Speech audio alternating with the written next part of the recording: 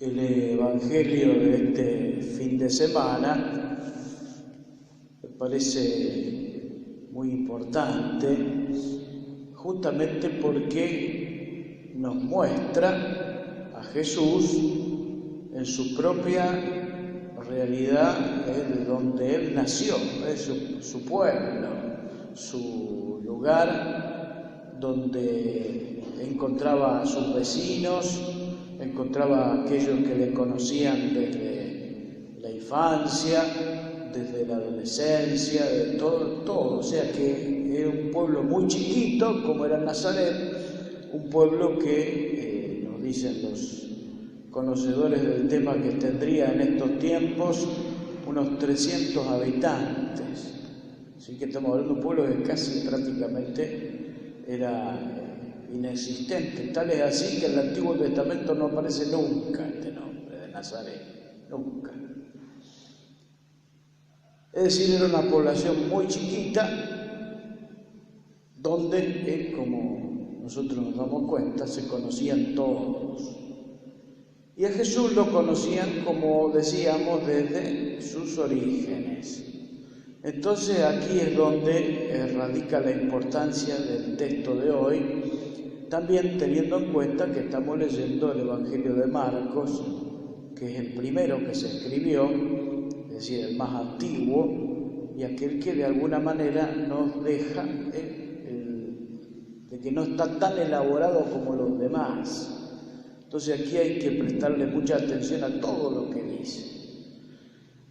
Lo primero que me parece a mí muy fuerte y muy importante es que se asombran los de Nazaret por todo lo que se dice de Jesús. Es decir, ellos han escuchado que Jesús había ya realizado signos muy importantes en la zona de la Galilea, incluso en los poblados aledaños a Israel, y también había hecho curaciones milagrosas, había expulsado demonios, había resucitado a la hija de Jairo. Es decir, que estamos hablando aquí de que los hechos eran muy fuertes y Jesús, era un desconocido para los de Nazaret en este sentido. Entonces decían, ¿qué está pasando? ¿Qué tiene este hombre? ¿De dónde salen todas las cosas que él está haciendo y nos dice? Y dice el texto que este Jesús para los de Nazaret era un motivo de escándalo. Era un escándalo Jesús. Y ahí nosotros tenemos que mirar un poco qué es esto del escándalo. Primero porque en nuestros tiempos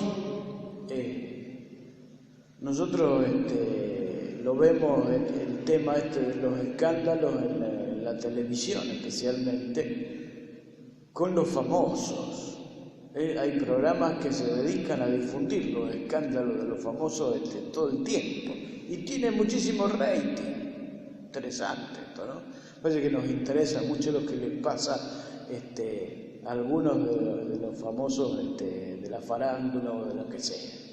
Entonces, cosas que les ocurren que en general tienen que ver con el tema moral, pero no solo, sino también algún tipo de problemas, de situaciones que hacen que de alguna manera lleguen al conocimiento público. Aquí nos referimos, cuando se habla de escándalo en la Escritura, a situaciones muy difíciles y muy problemáticas con respecto al tema de la fe y de la religión. Para comprenderlo, tenemos que desmenuzar estas palabras que dice allí. La primera, y quizás sea la que de alguna manera dispara para que entendamos el tema, dice el texto que los de Nazaret decían así: ¿no es este el carpintero? ¿No es este el hijo de María? Esa frase indica mucho. Sobre todo los estudiosos saben bien de qué se está hablando aquí. Cuando se dice de alguien el hijo de María, está diciendo el hijo de una mujer, no se está nombrando al padre. Y ahí hay un tema serio para los israelitas de estos tiempos. ¿Qué quería decir esto? Que Jesús no tenía padre conocido, porque ellos sabían que María había aparecido un día embarazada y no era aquel que estaba con ella, el padre que nosotros conocemos como José, era el padre adoptivo, pero no se sabía quién era el padre. ¿Qué quiere decir esto? Quiere decir que veían a Jesús como un bastardo, un bastardo. Para nosotros hoy quizá esta palabra no nos dice nada, pero hasta no hace mucho tiempo, 50, 100 años atrás, decirle a alguien bastardo era un insulto muy grave, que significaba que era menos que una persona común, era como alguien que estaba disminuido de alguna manera porque no había sido reconocido por los padres, especialmente por el padre. Entonces se consideraba un bastardo. Entonces, aquí venimos con un tema muy delicado para los israelitas, porque el padre era la línea sucesoria, era la raigambre de cada ser humano, era pertenecer a un pueblo, porque justamente la patria de alguien era la tierra de su padre. Y aquí, si no tenía padre, entonces es como que era alguien sin patria. Entonces, ¿cómo viene que es un bastardo, a enseñarnos a nosotros que somos israelitas, con todas las letras? Es decir, Jesús escandalizaba a ellos no por lo que hacía, sino por su origen. Entonces, el tema más débil que encontraban en Jesús era este. Entonces, no le creían. Por eso Jesús dice, se asombraba de que estos de Nazaret no tenían fe, no creían en él. Pese a los signos que estaba realizando y al modo de enseñar con autoridad que tenía el maestro. Es decir, Jesús es rechazado por la gente de su pueblo, como él mismo dice allí en ese adagio popular que ya circulaba en tiempo de Jesús, que nadie es profeta en su tierra. Jesús lo dice de otra manera, pero dice más o menos lo mismo. Él dice, un profeta es despreciado solamente en su pueblo, en su familia y en su casa. Y esto es lo que le pasa a Jesús y a tantos otros.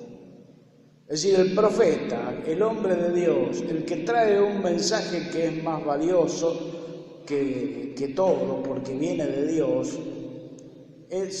claro, al traer un mensaje que es un mensaje de cambio, que es un mensaje que nos cuestiona, que es un mensaje que nos exige conversión, que exige que cambiemos de vida, entonces, ¿qué es lo que hace aquel que recibe el mensaje? O lo recibe o se trata de defender de alguna manera atacando al que viene a decir el mensaje. No ataca al mensaje, ataca al mensajero.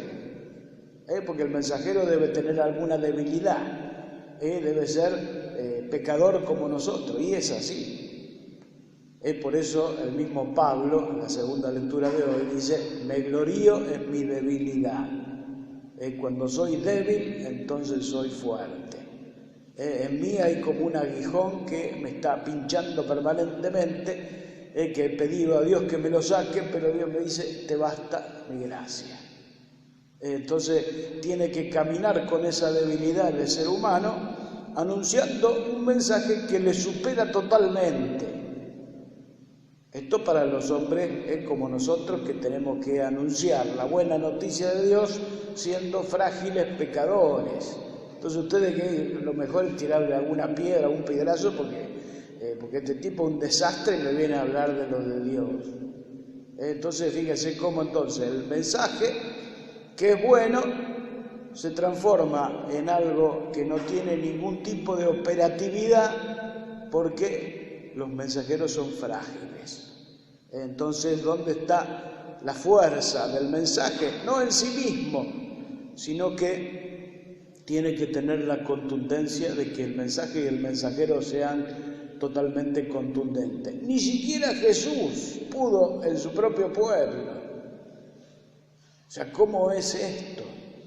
Cómo incluso si uno lee cómo se desarrolla esta misma visita de Jesús en Nazaret, va a decir lo siguiente, que terminado este discurso allí en la sinagoga de Nazaret, es llevado a los empujones por la gente de Nazaret hasta la montaña para tirarlo desde la montaña. Los de Nazaret, es sus propios coterráneos.